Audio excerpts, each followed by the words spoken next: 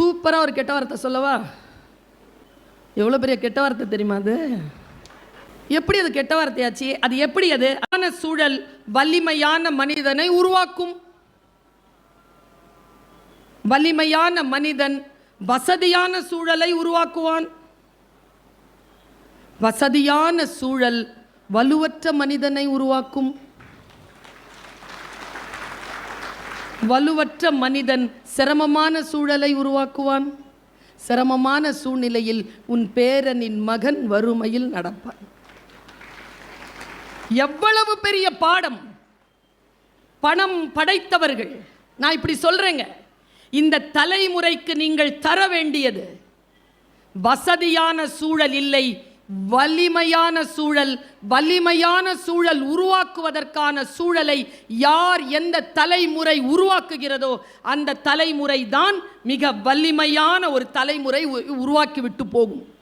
நான் பல பேரை பார்க்கிறேன். இன்னைக்கு இருக்கிற யங் ஜெனரேஷன் கடிகாரம் ஓடும் முன் ஓடுகிறார்களா? நேர கட்டுப்பாடு இருக்கிறதா அவர்களிடத்தில்?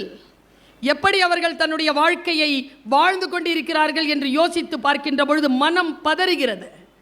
20 வயதிலேயே 40 வயது இருக்கக்கூடிய முகபாவனையோடு இன்றைக்கு இருக்கிறார்கள் என்றால் மிக முக்கியமான ஒரே வார்த்தை 9 மணிக்கு படுத்து தூங்குறது இல்லை, 3 மணிக்கு தூங்குறது.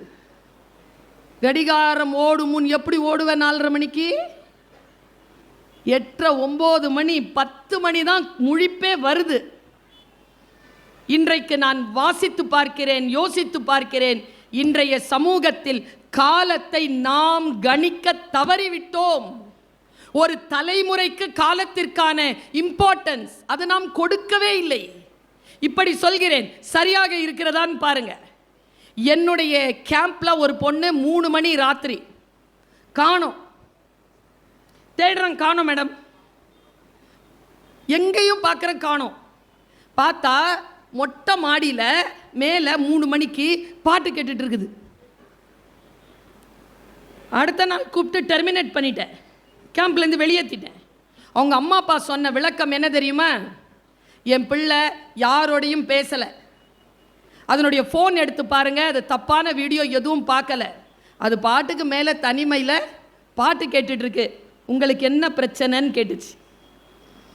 நான் சொன்னேன், பெருங்குற்றங்கள்னு சில விஷயங்களை நீங்கள் வச்சுருக்கிறீங்க. திருடுறது, பொய் சொல்கிறது, விபச்சாரம் செய்வது, கொலை செய்வது, கொள்ளையடிப்பது, ஊழல் செய்வது என்று ஒரு பெருங்குற்றங்களை வைத்திருக்கிறீர்கள். இது மட்டும்தான் குற்றம் இல்லை. சரியான நேரத்திற்கு தூங்காத குழந்தை குற்றவாளி, சரியான நேரத்திற்கு சாப்பிடாத குழந்தை குற்றவாளி. இந்த குற்றங்கள் அந்த குழந்தைகள் செய்வதற்கு யாரெல்லாம் துணை செய்கிறார்களோ அவர்களும் அந்த குற்றத்தில் பங்கு கொள்கிறார்கள். நேர்மையான ஒழுக்கமான வாழ்க்கையை வாழக்கூடியவர்கள் தான் கடிகாரம் எழுவதற்கு முன்னால் எழுந்து ஓடுகிறார்கள். நான் சூட்சுமமாக ஒரு விஷயத்தை சொல்லிட்டு போகிறேன். என்னுடைய பேச்சு எப்படிப்பட்டது தெரியுமா? நீங்கள் அப்படியே பிரிஞ்சு கிடக்கிற வார்த்தைகளை சேர்த்து வச்சிங்கன்னா அது ஒரு சிலையாக இருக்கும், கொலாஜ் மாதிரி தான். நான் 2 விஷயத்தை சொல்கிறேன் உங்களுக்கு. செத்து போகிறாங்கல்ல, என்னன்னு சொல்லுவோம்?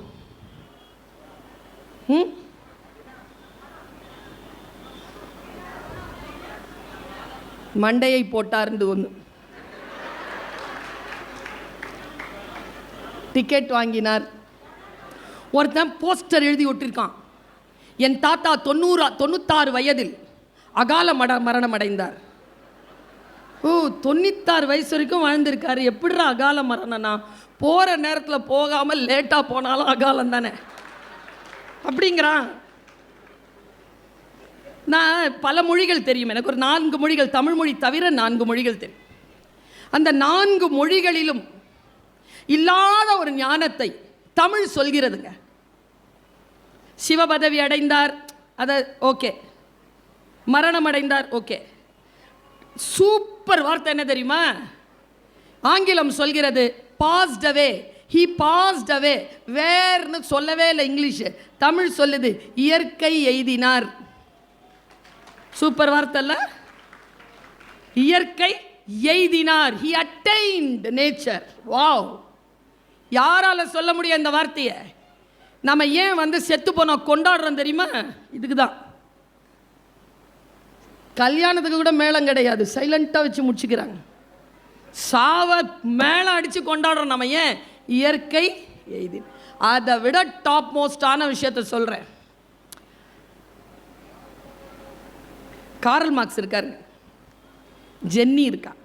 எனக்கு ரொம்ப பிடித்தமான அறிவிப்பு, மரண அறிவிப்புகளில் ரொம்ப பிடித்தமான மரண அறிவிப்பு. கார்ல் மார்க்ஸ் இருக்காங்க, ஜென்னி இறந்துட்டான். ஏங்கல்ஸ் பார்க்குறான். ஜென்னி இறந்ததை வெளியில் வந்து கார்ல் மார்க்ஸுடைய மகள் கிட்ட அறிவிக்கிறான். என்னன்னு அறிவிச்சான் தெரியுமா? ஜென்னி இறந்துட்டான் தானே சொல்லணும். மரியாவின் கையை பிடித்து கொண்டு சொன்னான், கார்ல் மார்க்ஸும் செத்து போனான். What a declaration! கார்ல் மார்க்ஸும் செத்து போனான்னு சொல்லிட்டு சொல்லும் பொழுதே அம்மா செத்துட்டான்னு மரியாக்கு தெரிஞ்சு போச்சு. பாருங்க, சாவு அறிவிப்பில் இவங்கெல்லாம் எங்கெங்கேயோ போய் தான் டிக்கெடிக்கிறாங்க. தமிழன் சொன்ன மாதிரி இந்த டிக்ளரேஷனை வேற யாரும் சொன்னதில்லை. மரணத்தை தமிழன் தான் சொன்னான். அவர் காலம் ஆனார். He became time. நான் அப்படியே நிற்கிறேன். காலம் ஆனாரா? குர்ஆன்ல ஒரு வார்த்தை இருக்குங்க, நான் காலமாக இருக்கிறேன், என்னை குறை சொல்லாதீர்கள். குர்ஆன் இந்த பக்கம் வைங்க. மகாபாரதம் இல்லை, பகவத்கீதை. மகாபாரதத்துக்குள்ள வர்ற பகவத்கீதை. மகாபாரதத்தை எழுதினது யார்? வியாசர். எழுதியது யார்? பிள்ளையார். எப்படி எழுதினார்? வேகமாக சொன்னது காலம். காலம் வியாசருக்கு சொல்ல வியாசர் சொல்றார், வேகமா போகுது. எழுத்தாணி இல்லை, தன்னுடைய தந்தத்தை உடைச்சி எழுதினார். நீங்க யானையினுடைய விநாயகனுடைய சிலையை பார்த்தீங்கன்னா ஒரு தந்தம் உடஞ்சிருக்கும்.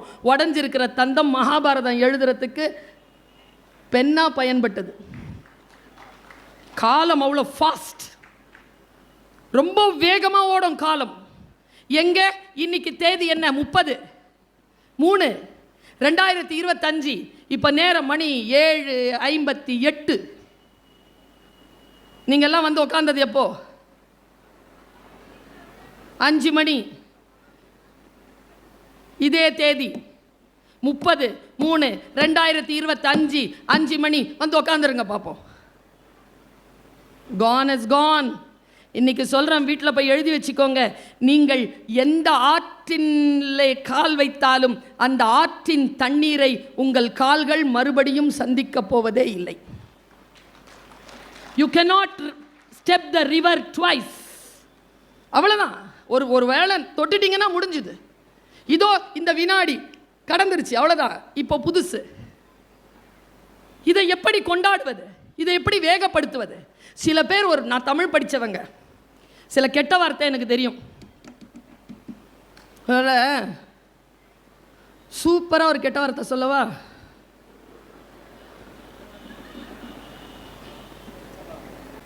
ஊழல். எவ்வளோ பெரிய கெட்ட வார்த்தை தெரியுமா? அது பெரிய கெட்ட வார்த்தைங்க. எப்படி அது கெட்ட வார்த்தையாச்சு? அது எப்படி, அது அந்த வார்த்தையை எப்படி பிரித்து பார்க்கறது பாருங்க. மண் என்றால் இறுக்கமானது, மண் அல் என்றால் இறுக்கம் தளர்ந்தது. மண், மணல். ஊழ் என்றால் விதிகளுக்கு உட்பட்டது, ஊழல் என்றால் விதிகளுக்கு உட்படாது. சரியான தமிழ்ச்சொல். சார் சொன்னார மாத்து இறைன்னு. எனக்கு தெரியல, இது வரைக்கும் எனக்கு தெரியாது. எனக்கு தொல்காப்பியம் சொன்னது தான் தெரியும். மாத்திரைனா அளவு.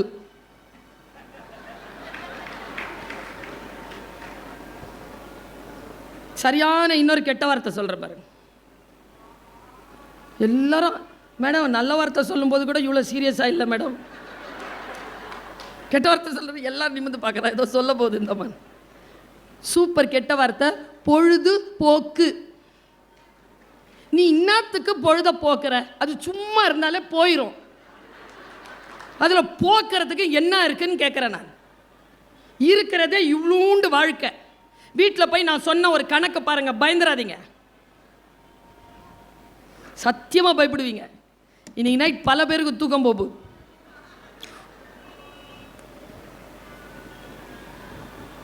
எவ்வளோ நாள் வாழ்வோம்?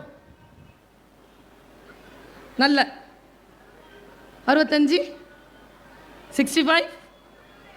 நல்ல ஆரோக்கியமாக போயிட்டு வந்து எழுந்து உட்காந்து நம்ம வேலையை 65 சார்.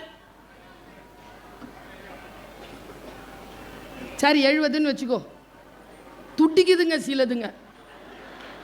சரி 70 இன்ட்டு 365 ஈக்குவல் டு 4100 கூட வராது, 24100. 24100 நாள் வாழ்ந்தா 70 வயசு ஆயிடுச்சு. சரி 25,000 வச்சுக்கோ, 25,000 நாள் 70 வயது. இதில் பயப்படாதீங்க, இப்போ இருக்குல்ல வயசு எவ்வளோப்பா கணக்கு சொல்லிட்டியா, பார்த்துட்டியா? இந்த பசங்களை வச்சுட்டு கிளாஸ் நடத்தவே முடியாது. சொல்லு எவ்வளோ ஆச்சு? 25,000. கரெக்டாக தான் சொன்னேன். தமிழ் வார்த்தை இருந்தாலும் கணக்கில் சரியாக இருந்திருக்கேன்.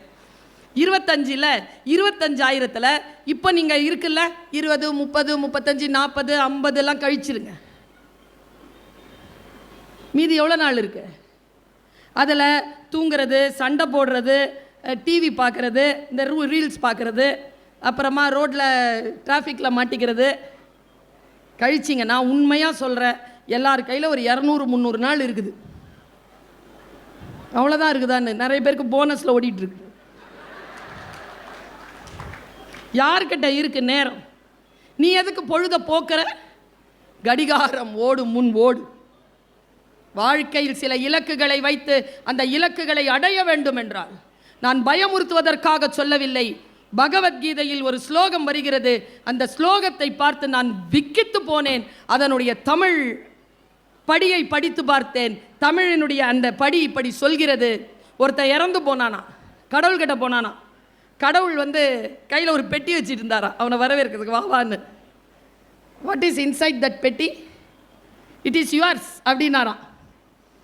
எது? கடவுள். பகவத்கீதைன்னு சொன்னதுனால இங்கிலீஷில் சொல்கிறேன் madam. What is this? It is yours அப்படின்னார். உள்ளே இருக்கிறது என் உயிரா? இல்லை, அது என்கிட்ட வந்துருச்சு. என் கல்வியா? அது உலகத்திலே போயிடுச்சு. என்னுடைய செல்வமா? நோ, பேரே செல்வம். அது எப்படி கூட வரும்? சூப்பராக வச்சுருக்கான் பாருங்கள் தமிழன் பேர், செல்வம். போய்கிட்டே இருக்கும். சரியா? இது பயமுறுத்துறதுக்காக சொல்லலை, ஆனால் சொல்லிட்டு பயமுறுத்திட்டு தான் இருக்கிறேன். 3 தலைமுறைக்கு பின்னால் நீங்கள் சேர்த்து வைத்த எந்த சொத்தும் உங்கள் அடுத்த தலைமுறைக்கு பயன்படாது என்பதனை புரிந்து வைத்துக்கொண்டு வாழ்க்கையில் வேலைகளை நிதானமாக செய்யுங்கள்.